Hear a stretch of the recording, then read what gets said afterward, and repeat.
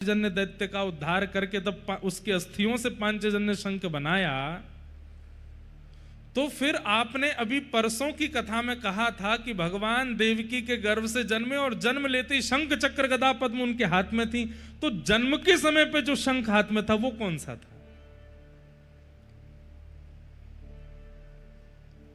बड़े बड़े विद्वान वहां पर बैठे थे। राजा का प्रश्न इतना कठिन था कि इसका उत्तर देना बड़ा मुश्किल। बोले आपके अनुसार 12 वर्ष की अवस्था में भगवान गुरुकुल गए और वहां जाकर के फिर गुरुदेव के पुत्र की रक्षा के लिए पांचजन्य को मार के शंख बनाया, तो फिर 12 वर्ष पहले जब जन्म लिया था ठाकुर जी ने, तो तमद्भुतम बालकम अम्बुजक्षणम चतुर्भुजम शंख गदायुधायुधम, कंस के कारागृह में जन्म के समय शंख कहां से आया ठाकुर जी के हाथ में, और उसका नाम भी पांचजन्य कैसे हो गया? तब प्रद्युम्न मिश्र जी, आपने अपने पुत्र वंशी अली जी की ओर देखा। बोले वंशी, तब आपका नाम वंशीधर था, वंशी अली नहीं था। वंशीधर, इनके प्रश्न का उत्तर दो। तुम पढ़कर के विद्वान बन के आए हो, इसके प्रश्न का उत्तर क्या होगा? तो वंशीधर जी खड़े होकर के बोले राजन हमारी बात ध्यान से सुनो। बोले क्या? भगवान के 4 अवतार हुए। कौन कौन से? बोले राम, कृष्ण, नृसिंह और वराह। और इन चारों अवतारों में भगवान ने किसका उद्धार किया? वो हिरण्यकश्यप, हिरण्याक्ष, रावण, कुंभकर्ण, दंतवक्र और शिशुपाल। ये सारे राक्षस पूर्व में कौन थे? बोले पूर्व में ये जय विजय थे। तो बोले मुझे ये बताइए कि जब ये रावण कुंभकर्ण बनकर के आए थे तब वैकुंठ में जय विजय नहीं थे? राजा बोले हमने तो सुना है कि ये नित्य पार्षद हैं, ये भले ही रावण कुंभकर्ण बन के आमे, हिरण्याक्ष हिरण्यकश्यप बन के आमे, जय विजय रूप से तो ये हमेशा ठाकुर जी के द्वार पर ही खड़े रहते हैं। बोले ठीक वैसे ही भगवान के आयुधों का अवतार नहीं होता, वे किसी रूप में नहीं आते, वो तो नित्य हैं। भगवान का शंख पांचजन्य नित्य है, वो सदा ठाकुर जी के साथ में रहता है। लेकिन एक बार पांचजन्य से एक संत का अपराध हो गया, एक ऋषि का अपराध हो गया, जिसके कारण उस ऋषि ने कहा तुम रहते भगवान के पास हो लेकिन फिर भी तुम संतों का अपमान करते हो, इसके लिए तुमको अपने पद से भ्रष्ट होकर राक्षस बनना पड़ेगा। तो पांचजन्य तो नित्य भगवान के साथ रहता है, लेकिन एक संत के अपमान के कारण संत ने उन्हें श्राप दिया और इसी कारण पांचजन्य शंख को राक्षस बन के आना पड़ा। और कृष्णावतार में भगवान ने उसका उद्धार करके पुनः शंख बना करके धारण किया। पांचजन्य तो पूर्व से ही भगवान के पास है।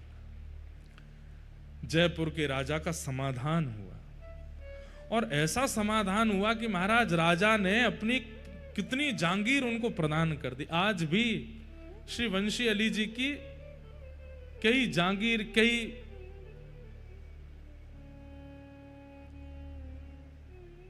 भूमि जयपुर में है, कब्जा हो गया कहते हैं उस पे, लेकिन वो वंशी अली जी का है, राजा ने खुद प्रदान किया। इतने विद्वान, अब भी पिताजी को लगा कि ये केवल विद्वान है, लेकिन राजा का समाधान करते ही वंशी अली जी वहां राधा नाम संकीर्तन करने लगे, उन्माद उच्च उस स्वर में नाचने लगे, गाने लगे और दौड़ते हुए श्री गोविंद देव जी के पास गए और सामने जाकर के नृत्य करने लगे। अब पिताजी को अपने पुत्र की विद्वत्ता तो दिखती है, लेकिन राधा के प्रति इतना प्रेम, किशोरी जी के प्रति इतना प्रेम, ये उनको अनुभव नहीं होता कि ये क्यों है। तब आप अपने पिताजी के साथ तीर्थ यात्रा पर गए और तीर्थ यात्रा करते करते जब आप जगन्नाथपुरी आए, तो तब जगन्नाथपुरी में भीड़ तो होती थी पर इतने लोग नहीं होते थे। लोग बाग दर्शन करने के लिए जाते, कोई आचार्य, कोई विद्वान, कोई श्रेष्ठ जन अगर आते थे तो महाप्रभु जगन्नाथ जी का महाप्रसाद तो सबको मिलता ही था, पर उनके अंग की माला, उनके विशेष प्रसाद भोग विशेष संतों को दिए जाते थे, आज भी दिए जाते हैं। वंशी अली जी सामने आकर के दर्शन कर रहे हैं और नेत्रों से अश्रु प्रवाह कर रहे हैं। महाप्रभु जगन्नाथ जी अपने ब्रह्म वेदी से हिलने लगे, ऐसे झूमने लगे वंशी अली जी को देख करके। तुरंत पुजारी जी भीतर गए, बोले महाप्रभु जी क्या हुआ, क्या हुआ? तभी आपने वहां के जगन्नाथपुरी के राजा को स्वप्न दिया बोले कि मेरे एक परम पावन भक्त मेरे सामने खड़े हैं, लेकिन पुजारी जी उनको माला नहीं दे रहे हैं, पुजारी जी मेरी निज वस्तु उनको प्रदान नहीं कर रहे हैं, आप तुरंत मंदिर में आओ और पुजारी जी को आज्ञा करो, ये जो नन्हा सा बालक खड़ा है अपने पिता के साथ, इसको तुरंत जाकर के माला और मेरी कोई निज वस्तु प्रदान करें। तभी राजा आए और आकर के कहा कि यहाँ कोई ब्रज से कोई छोटे बालक आए हैं, कोई दिल्ली के जन्मे कोई, तो प्रद्युम्न मिश्र जी बोले आपको कैसे पता?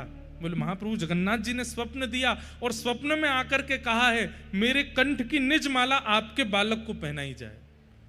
पिताजी बोले हमारे बालक में ऐसी क्या योग्यता है कि महाप्रभु जी स्वयं स्वप्न दे करके कह रहे हैं?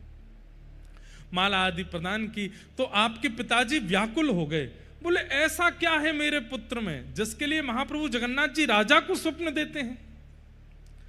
तब प्रद्युम्न मिश्र जी बार बार राजा से कहने लगे, बोले आपसे तो जगन्नाथ जी बात करते हैं ना? बोले हाँ, आप उनसे पूछिए ना मेरे बालक में ऐसी क्या विशेषता है जिसके लिए महाप्रभु जी आपको स्वप्न देते हैं?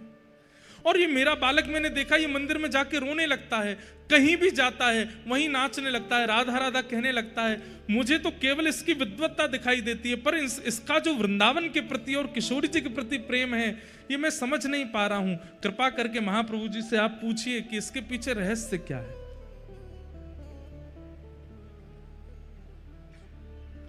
तब राजा ने महाप्रभु जी से पूछा कि हे महाप्रभु जी, जिस बालक को आपने आज माला प्रदान करने की आज्ञा की वो बालक इतना श्रेष्ठ क्यों है, कृपा करके हमें बताओ। तब महाप्रभु जगन्नाथ जी राजा को स्वप्न देकर के कहते हैं, जिस प्रकार मेरे अधर की वंशी हितरिवंश महाप्रभु के रूप में प्रकट होकर राधा वल्लभ लाल जी को विराजमान करते हैं, ऐसे ही मेरी प्राण पिया किशोरी जी की वंशी ही उस बालक के रूप में वंशीधर बन करके आई है। ये किशोरी जी की वंशी है। ये बात पूरे विश्व को किसने बताई? जगन्नाथ महाप्रभु ने। श्री जगन्नाथ जी ने राजा से जाकर के कहा आप उनके पिताजी को बता दीजिए, वो उस अपने पुत्र के रूप को जानते नहीं है, उसका नाम वंशीधर रखा गया है, वास्तव में वंशी ही है, पर मेरे अधर की नहीं, किशोरी जी के अधर की वंशी। यहां के उस समय के राजा गजपति महाराज ने प्रद्युम्न मिश्र जी से जाकर के कहा, धन्य है आपके पुत्र को प्रणाम। बोले कि क्या है, सब क्यों प्रणाम करते हैं मेरे पुत्र को? बोले महाप्रभु जगन्नाथ जी ने आज्ञा करके बताया है कि किशोरी जी की अधर की वंशी ही आपके पुत्र के रूप में प्रकट हुई है। ये श्री राधा रानी की अधर की वंशी, उसका परिचय महाप्रभु जगन्नाथ जी देते हैं। तब पूरे विश्व में आज भी इतनी ख्याति इतने लोग नहीं जानते, पर जानना चाहिए। हमारी अभी कथा हुई थी दिल्ली में, तब मैं गया था सुबह सुबह, जिस दिन मेरा जन्म दिवस था 7 अगस्त को कथा थी दिल्ली में। तो हर बार जन्मदिन पे हम या तो राधारमण जी वृंदावन परिक्रमा, यमुना जी स्नान, तटीय स्थान में पद गायन, ये करता हूं मैं सुबह सुबह। इस बार नहीं हो पा रहा था तो फिर मैं वहीं गया दर्शन करने। वंशी अली जी के घर पे ही श्री लाडली जी विराजमान है, चांदनी चौक दिल्ली में। उनका दर्शन करने के लिए गया। उन वंशी अली जी का परिचय पूरे विश्व को महाप्रभु जगन्नाथ जी प्रदान करते हैं। धीरे धीरे उसी के बाद ख्याति हुई है उनकी कि ये किशोरी जी की अधर की वंशी जो इस रूप में प्रकट हुई। ऐसे महाप्रभु जगन्नाथ जी जो अपने आचार्यों का उजागर करते हैं, अपने आचार्यों के स्वरूप को प्रकट करते हैं, ऐसे महाप्रभु जी को प्रणाम। तो आज इसलिए विशेषता है, आज इसलिए ये भाव, मुझे सुबह ही हमारे एक मित्र का संदेश आया, बोले आप जगन्नाथपुरी में हैं और आज उन्हीं की तिथि है जिनका परिचय पूरे विश्व को महाप्रभु जगन्नाथ जी ने कराया। दिल्ली में प्रकट हुए श्री वंशी अली जी महाराज, उनका प्रचार, उनके रूप का प्रमाण पूरे विश्व को जगन्नाथ महाप्रभु ने प्रदान किया। ऐसे वंशी अली जी को हम बारंबार प्रणाम करते हैं, बारंबार वंदन करते हैं। उनका एक बहुत सुंदर पद है,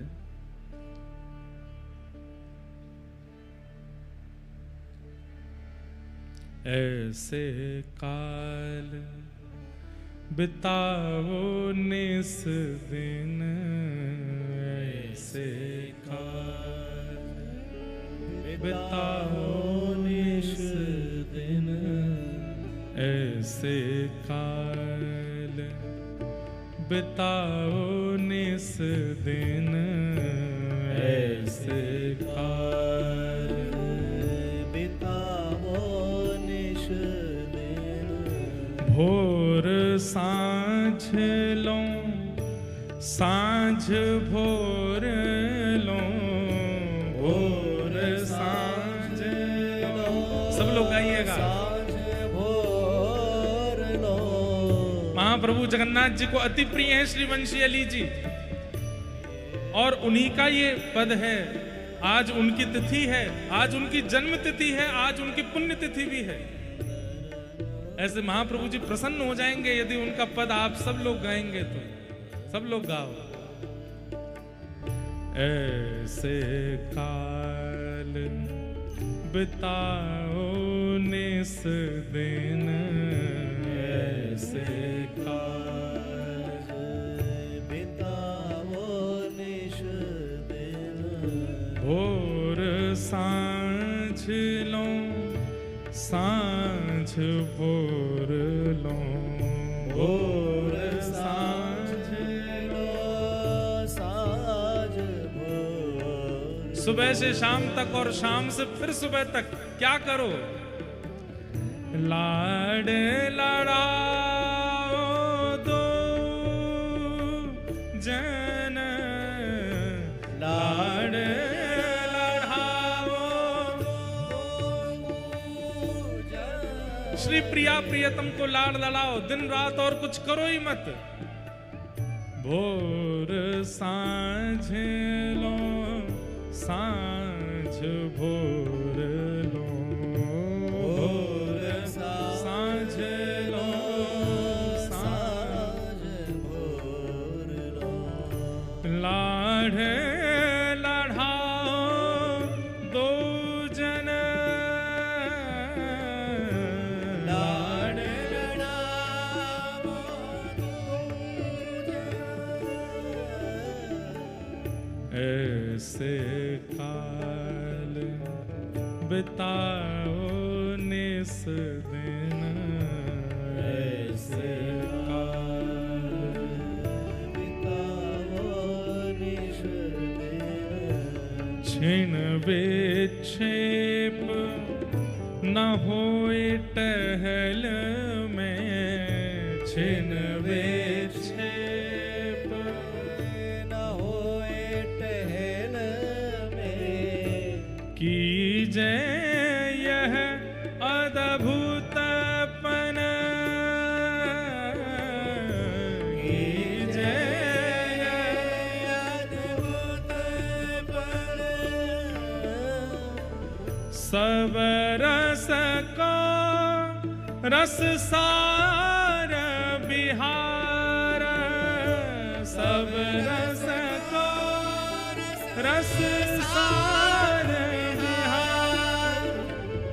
सोचीनो है रसिक जन, सोचीनो है रसिक जन, रसिक जन। ऐसे काल बिताओ निस दिन, ऐसे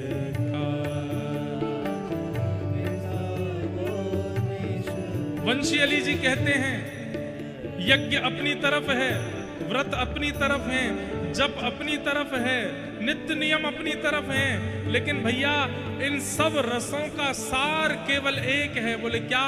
अपने घर के प्रिया लाल जी को नित्य विहार कराते रहो बस। चाहे जीवन में जैसी घड़ी आ जाए, चाहे जैसी परिस्थिति आ जाए, उनका नित्य विहार ना छूटे। वो सदा नित्य विहार विहारी विहार करते रहें। ऐसी लीला करो, ऐसा भाव रखो। रसिकों ने इसी को सार बताया है कि हमारे ठाकुर जी का नित्य विहार चलता रहे। खूब समुद्र में गोता लगा रहे होंगे, बार बार उंगली पकड़ करके सुभद्रा जी की रसोई घर में जाते होंगे, कौन सी हंडी में कहा बन्नो मुंह को दिखाओ।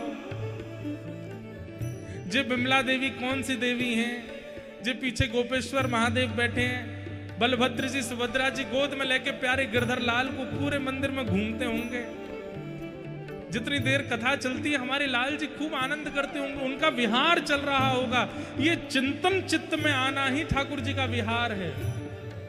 आप कोई लीला प्रकट करके उत्सव मनाते हैं वो एक बात है, पर अपने चित्त में सदा ये भाव रखना कि मेरे ठाकुर जी इस समय क्या कर रहे होंगे, इसी को मुख्य विहार कहा जाता है।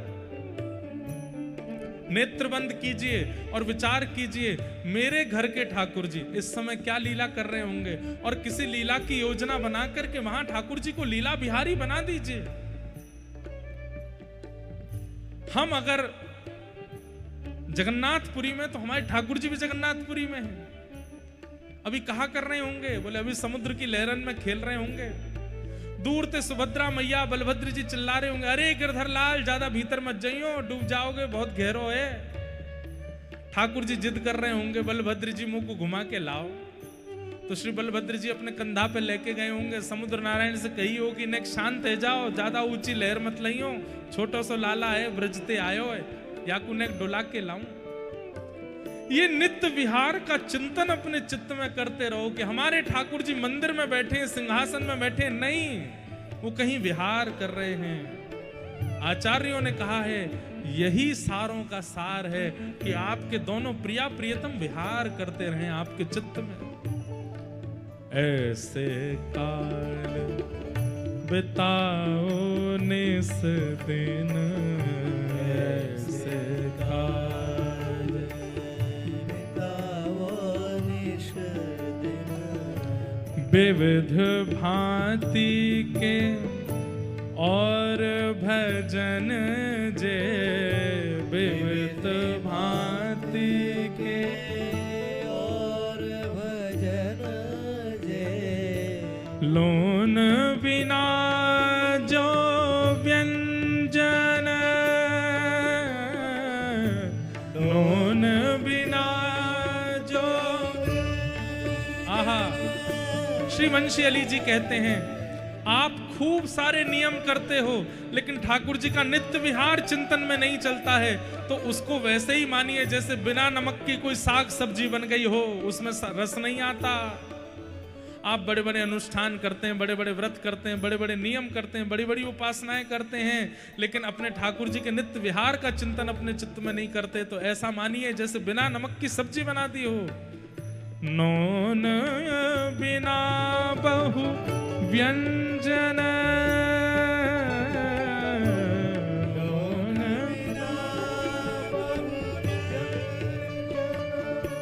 कैसे मिलेगा ये भाव? श्री राधा पद कमल कृपा बिना, श्री राधा पद कमल कृपा, श्री श्यामा पद कमल कृपा बिना, श्री श्यामा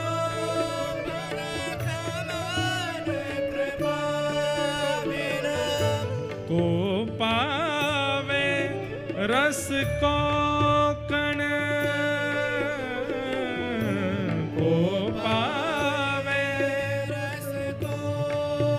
रस को कण, ऐसे काल बिताओ निस दिन, ऐसे काल बिताओ निस दिन, ऐसे काल बिताओ निस दिन, ऐसे काल बिताओ। श्री जगन्नाथ महाप्रभु की। ऐसे रसिक का उजागर जगन्नाथ जी करते हैं। आज उनकी जन्म तिथि है, उन्हें प्रणाम करते हैं।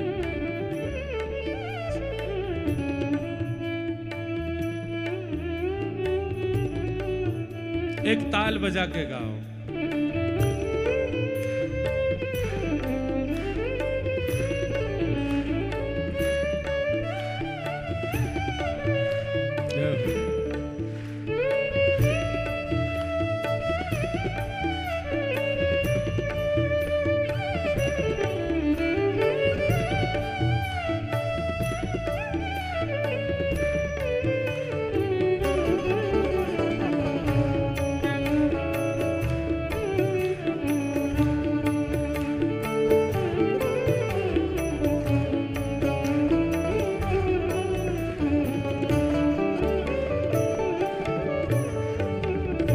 श्री वृंदावन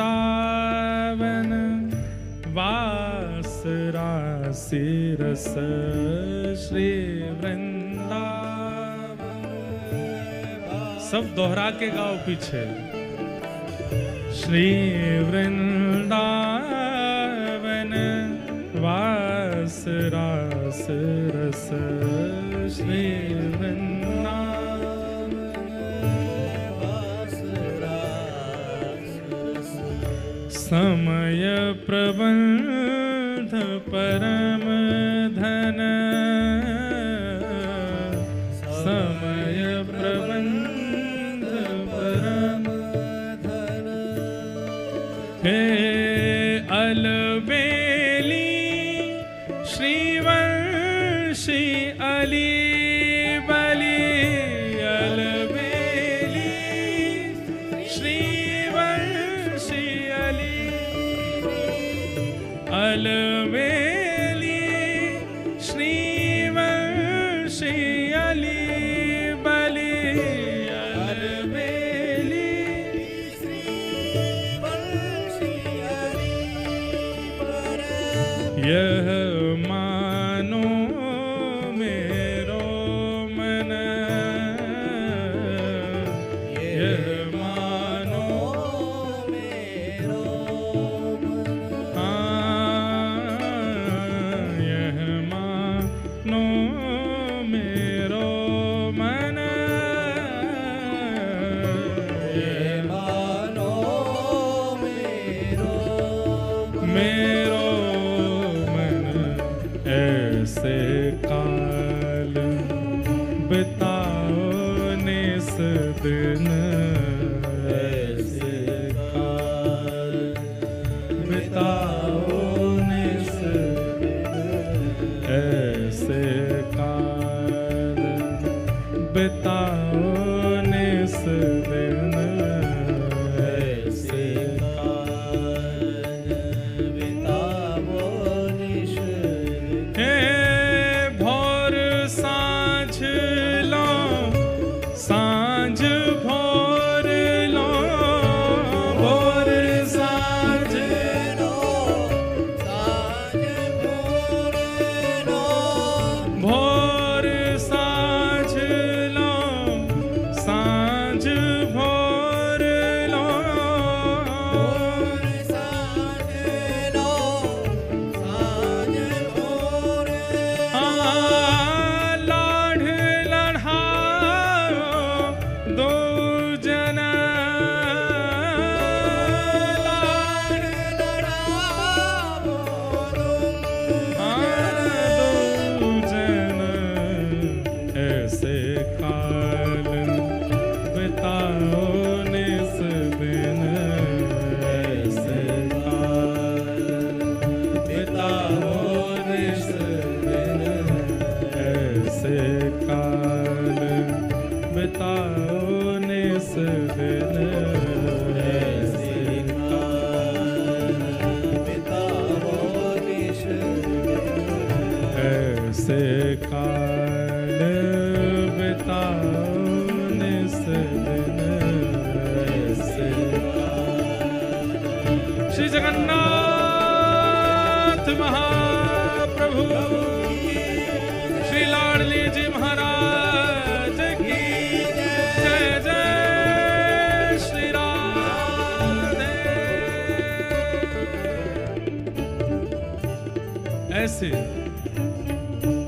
वंशी अली जी गा रहे हैं, ऐसे लाड़ लड़ाओ निस दिन, ऐसे काल बिताओ निस दिन। पूरा दिन कैसे निकले? बोले भोर सांझ लो, सांझ भोर लो, लाड़ लड़ाओ दो जन, ऐसे काल बिताओ निस दिन। ऐसी वंशी अली जी जिनको कोई नहीं जान पाया, उनका सबसे प्रथम उजागर कि ये किशोरी जी की अधर की वंशी हैं, वो इसी पूरी धाम में स्वयं जगन्नाथ महाप्रभु ने किया। यहाँ के गजपति राजा को बता करके, पुजारियों को बता करके, जाओ मेरी माला पहनाओ। क्यों? किशोरी जी की अधर की वंशी ही वंशी अली है। बहुत सुंदर चरित्र है इनका। पूरा चरित्र तो हमने कहा है पहले। आज उनकी जन्म तिथि है और आज ही उनकी पुण्य तिथि भी है।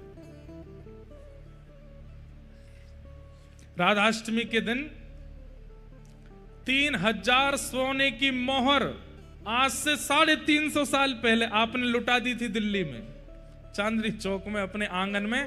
राधाष्टमी का उत्सव चल रहा था तो जितने वैष्णव जन आए 3000 सोने की मोहर लुटाई।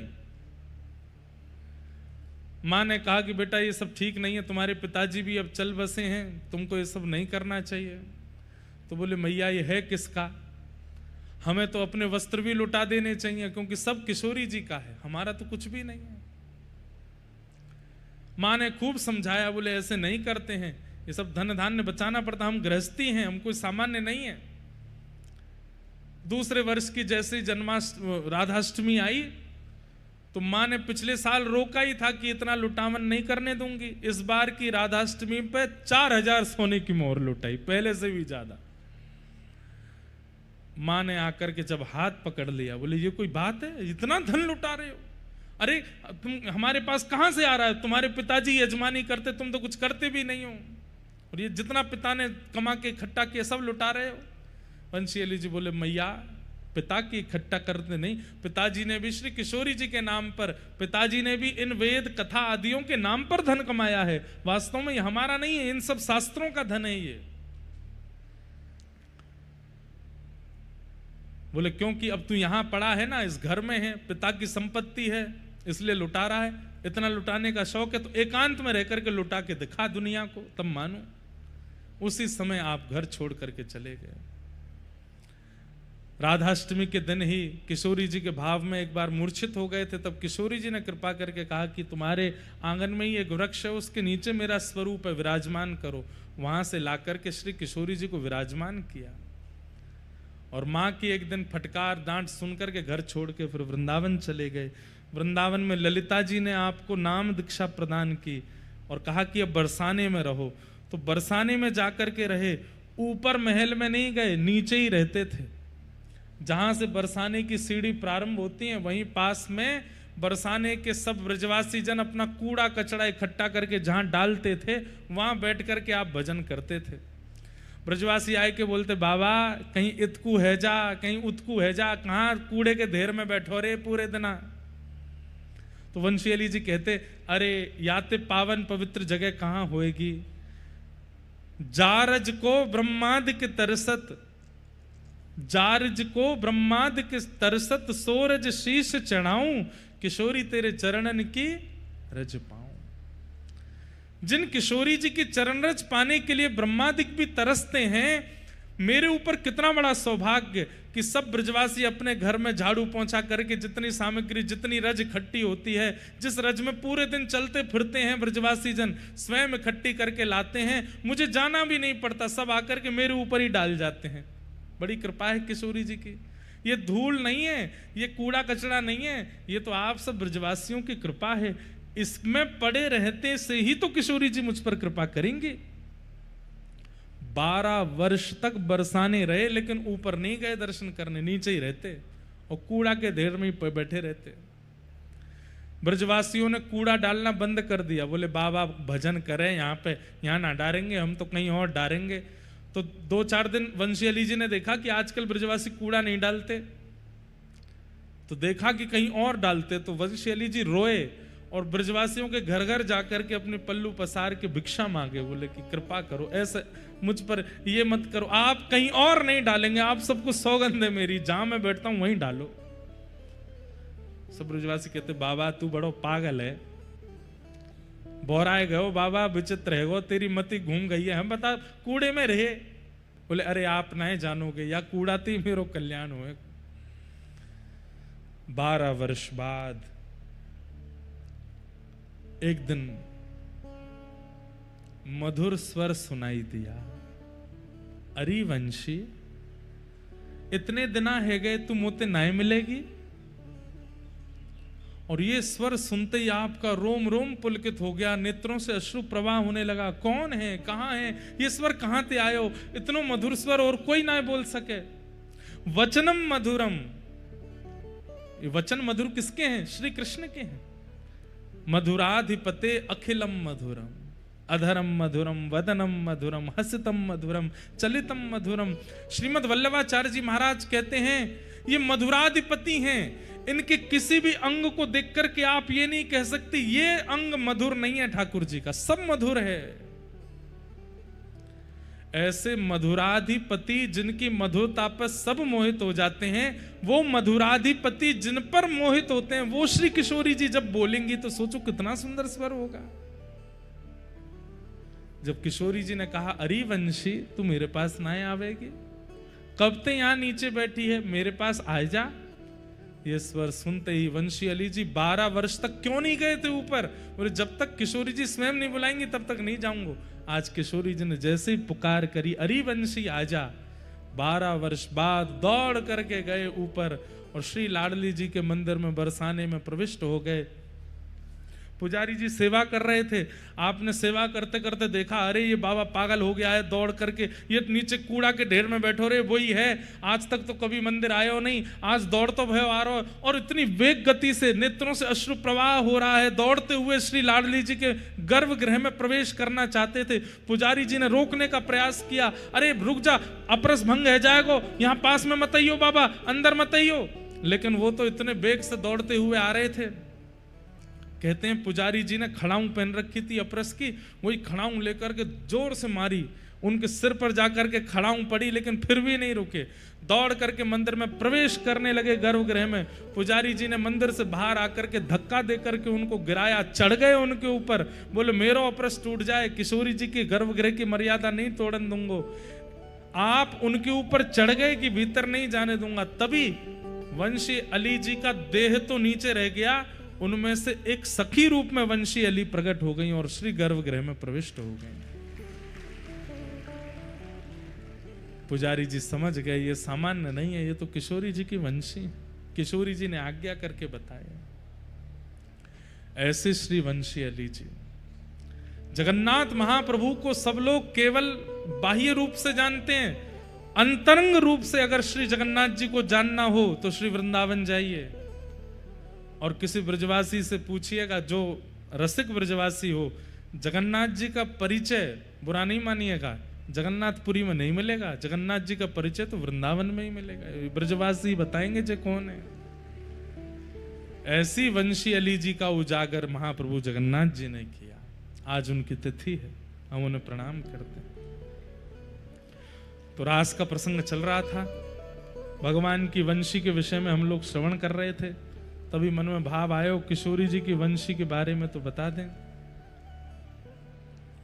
भगवान ने वेणुनाद करके सब गोपियों को एकत्रित किया और सबके साथ यमुना पुलिन पर रास विहार किया। रास का मतलब नृत्य नहीं होता, मैं हर कथा में कहता हूं। रास का मतलब नाचना नहीं होता, तो रास का मतलब आपके प्रिय भाव पर ठाकुर जी रीझ करके आप पर अनुग्रह कर दें, वही रास है। आप ठाकुर जी के समीप जाते हैं, ये रास है, ये रस है, पर ठाकुर जी आपके समीप आ जाते हैं, ये रास है। श्री माधवदास जी के ऊपर जगन्नाथपुरी में जगन्नाथ महाप्रभु ने रास किया। क्यों? माधवदास जी को अतिसार का रोग हो गया, कुछ भी खाते हैं रुकता ही नहीं, सब निकल जाता है। अब तो स्थिति ये हो गई कि बिस्तर पे पड़े पड़े मलमूत्र का परित्याग करने लगे। तब महाप्रभु जगन्नाथ जी उन पर कृपा करने के लिए सेवा करने घर पहुंच गए। इसी को रास कहते हैं। स्वयं अंजलि में जल भर के लावें और माधवदास जी के कपड़े पोंछें, हाथ से सब साफ करें। तो माधवदास जी बोले, जय जय, आप कोई सामान्य बालक तो नहीं हो, आप जरूर महाप्रभु जगन्नाथ हो। जगन्नाथ जी बोले, हम मैं ही हूं। आप मेरी सेवा क्यों कर रहे हैं? बोले, तुमको रोग हो गया है इसलिए सेवा कर रहे हैं। ये ठाकुर जी इतनी कृपा करके जब सहजता प्रकट कर देते हैं, इसी को रास कहते हैं। माधवदास के ऊपर रास हुआ है जगन्नाथपुरी में, बलराम दास के ऊपर रास हुआ है, श्रीमन चैतन्य महाप्रभु के साथ रास हुआ है, श्री जगन्नाथ दास के ऊपर रास हुआ है। ये सब वो लोग हैं जिनके ऊपर रास, सालबेग के साथ रास हुआ है जगन्नाथपुरी में, सदन कसाई के साथ रास हुआ है जगन्नाथपुरी में। भगवान का भक्त के प्रति जो अनुग्रह है, उस अनुग्रह को ही रास कहते हैं। नृत्य का मतलब रास नहीं होता। गोपियों पर जो श्री कृष्ण का अनुग्रह है, उस अनुग्रह को ही रास कहा जाता है। हम सब अभी लाइन में खड़े हैं, हम रस प्रस्तुत कर रहे हैं, हम रस का आस्वादन कर रहे हैं, अभी तक रास नहीं हुआ। हम करते हैं, ठाकुर जी हमारे साथ नहीं कर रहे। पर एक बात बोलूं, थोड़ा मोड़ा रास तो सबके साथ होता है, पर हमको पता नहीं चलता। महाप्रभु जगन्नाथ जी जितना रास तो कोई नहीं करता। 2-3 रास की आपको पद्धति बता दूं। आप लोग मंदिर जाइएगा और श्री लक्ष्मी मैया के सामने बैठ जाना, और लक्ष्मी मैया के सामने बैठ करके कहना, हे मैया, और वास्तविकता में हमारी बात सुन करके करोगे तो ये बात घटेगी नहीं। वास्तविकता में भूखे पेट जाना और लक्ष्मी मैया के सामने जाकर कहना, हे मैया देखो ना, महाप्रभु जगन्नाथ जी हमें कुछ पवा ही नहीं रहे, बहुत जोर की भूख लगी है, जेब में पैसा धरे नहीं है, पैसा है नहीं हमारे पास, हम कहाँ से महाप्रसाद खरीदें, आप कोई कृपा करो ना,